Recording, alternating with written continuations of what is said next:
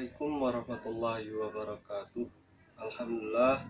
Allahumma sholli ala sayyidina Muhammad wa ala alihi washabihi ajmain. Selamat siang anak-anak.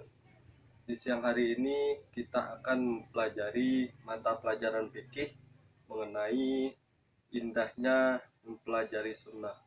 Sebelum memulai pelajaran pada siang hari ini, ada baiknya kita melafazkan lafaz basmalah. Bismillahirrahmanirrahim. Baik, kita ke materi mengenai indahnya mempelajari sunnah. Sebelumnya, apakah anak-anak sudah mempelajari sunnah? Jika sudah, kita akan ulangi pelajaran mengenai sunnah. Jadi, yang pertama pengertian sunnah.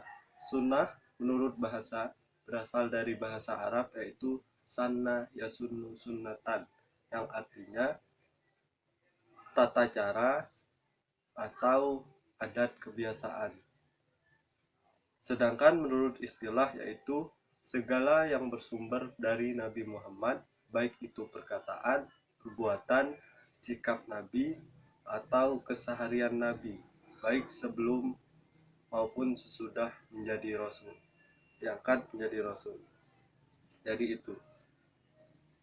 Kemudian mengenai perbedaan, ada perbedaan antara sunnah dan hadis, yaitu sunnah lebih kepada perbuatan atau perkataan Nabi, sedangkan hadis hanya mengenai perkataan Nabi. Kemudian ada juga ulama yang mengatakan bahwa sunnah adalah segala sesuatu yang dilakukan oleh Nabi dalam kesehariannya yang diikuti oleh para sahabat. Sedangkan hadis adalah perkataan Nabi yang diriwayatkan oleh satu orang atau lebih, kemudian tidak menjadi amalan umum. Kemudian kita ke yang kedua, yaitu dalil mengenai sunnah. Jadi dalil mengenai sunnah adalah surah An-Najm ayat 1-6, yaitu menjelaskan tentang pembuktian bahwa Nabi Muhammad adalah utusan Allah yang diajarkan melalui malaikat Jibril.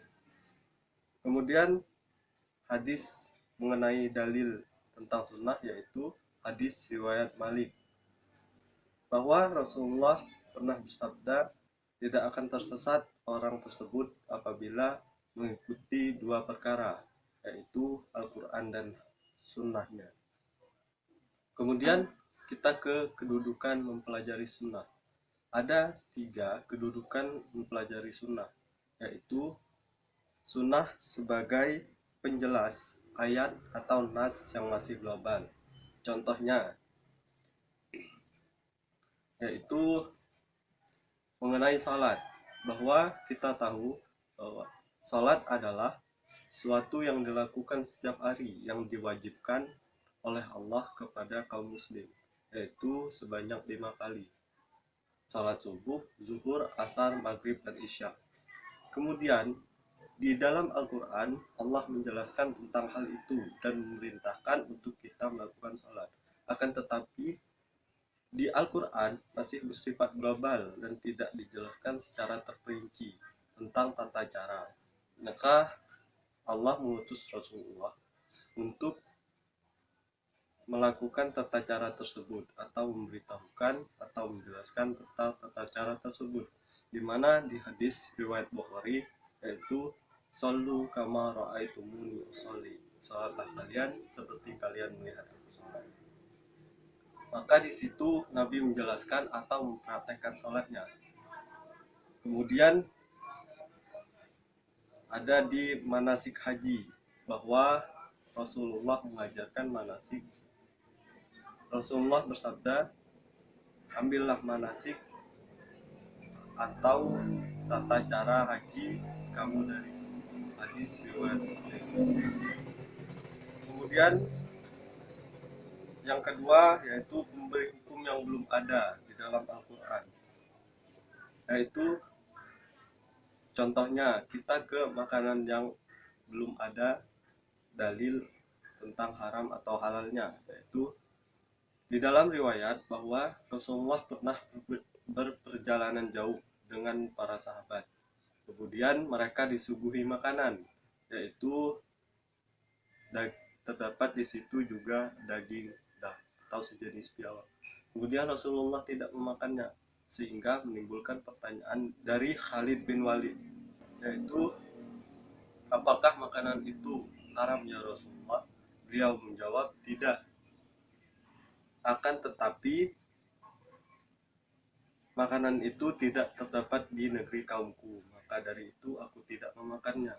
Kemudian Khalid bin Walid berkata, aku mengambil dan memakannya, sementara Rasulullah melihat ke arahku.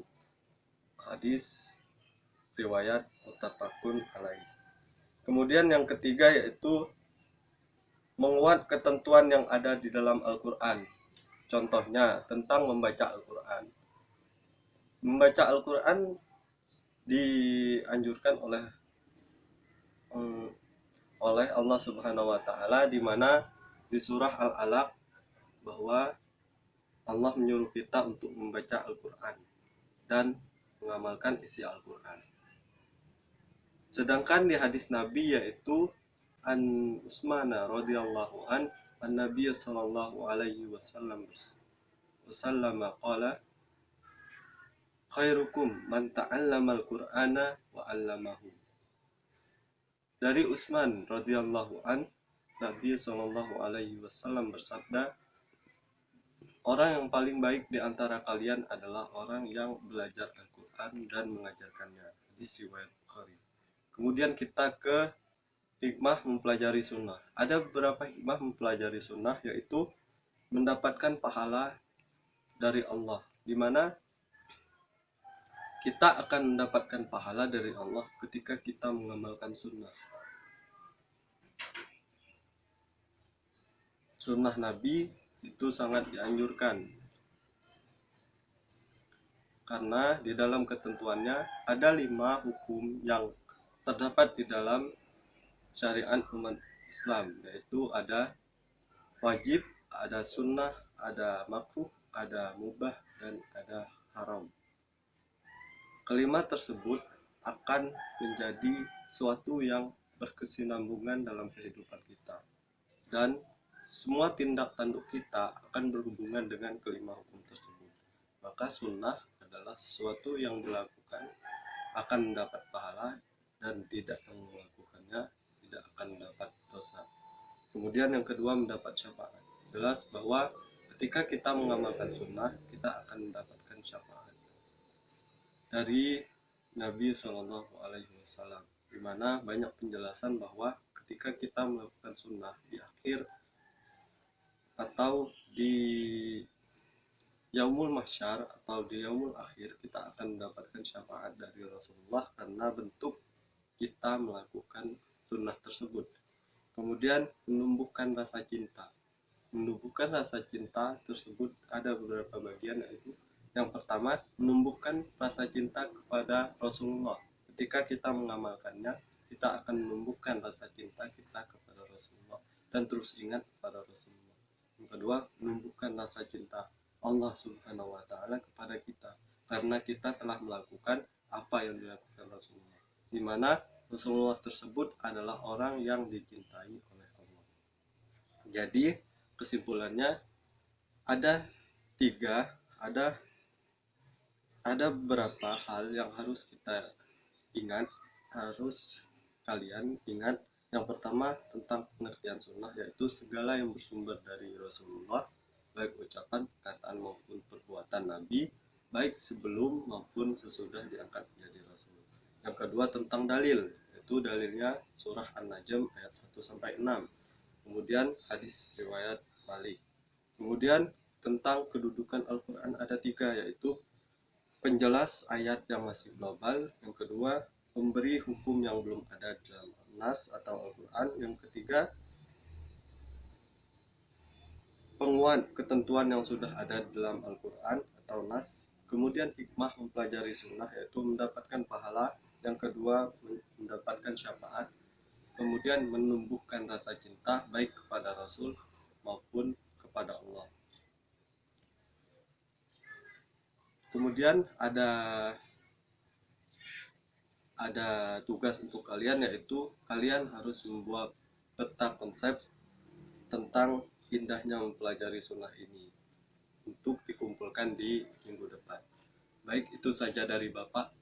Semoga pelajaran hari ini bermanfaat. Mohon maaf bila ada kata-kata Bapak yang salah. Kepada Allah Bapak mohon ampun. Billahi taufiq wal hidayah. Wassalamualaikum warahmatullahi wabarakatuh.